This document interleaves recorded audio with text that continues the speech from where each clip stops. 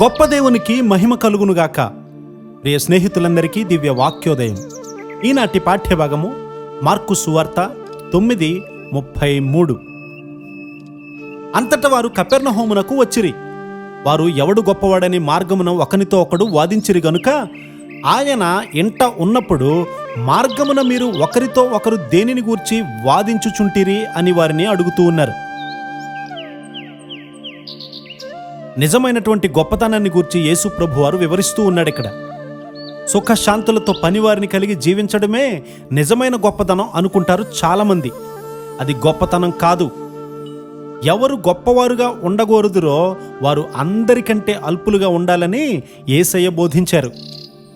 ఎవరు కడపటి వారిగా ఉండాలని కోరుకుంటారు? నేనింకా కడపటి వాని స్థితికి రాలేదు, కొంచెం దగ్గరలో ఉన్నానంతే. ఎవరు అల్పులుగా ఉండాలని కోరుకుంటారు? ప్రతివారు కూడా అందరికంటే చురుకుగా, అందరికంటే బలంగా, అందరికంటే అందంగా ఉండాలని కోరుకుంటారు.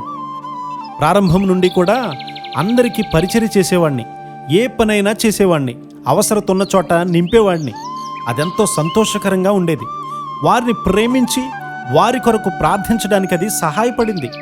ప్రస్తుతం సుఖభోగాలను ఎక్కువగా ఆశిస్తూ ఉన్నారు అందరూ కూడా. నేను ఎన్నో కష్టాలలో తర్పీదు పొందాను కాబట్టి కష్టాలంటే నాకు భయమేమీ లేదు.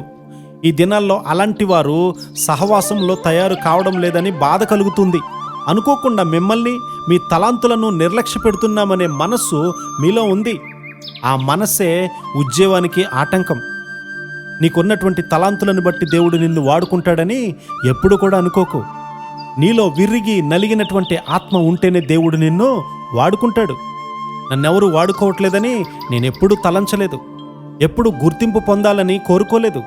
అయితే ఈ వర్తమానము ఎంతో లోతైనది, ఇది అందరికీ అందించబడాలి అని ఎల్లప్పుడూ అంటూ ఉన్నాను. అయితే యేసుక్రీస్తు వారు 11 మంది శిష్యులను తర్పీదు చేశారు. నేనింకా అలాంటి స్థాయికి రాలేదు. పరిచర్య చేయాలన్నటువంటి దేన హృదయము మనకు ఉండాలి. ఎవరైనా కూడా ఉన్నత మెట్టులోకి వెళ్తుంటే వ్యతిరేకమైనటువంటి మనస్సుతో మనము నింపబడకూడదు. ఆయన నన్ను గట్టి మూత ఉన్నటువంటి సీసాలో అణుస్తూ ఉన్నాడని ఎప్పుడు కూడా తలంచొద్దు. నీవు దేవుని హస్తాల్లో ఉన్నానని గ్రహించుకో. వ్యతిరేకమైనటువంటి తలంపులు నిన్ను దేవుని పనికి అయోగ్యునిగా చేస్తాయి. నీ హృదయము సరిగ్గా ఉంటే దేవుడు నిన్ను ఎల్లప్పుడూ వాడుకొని ఆయన మహిమపరచబడును గాక. ఆమేన్.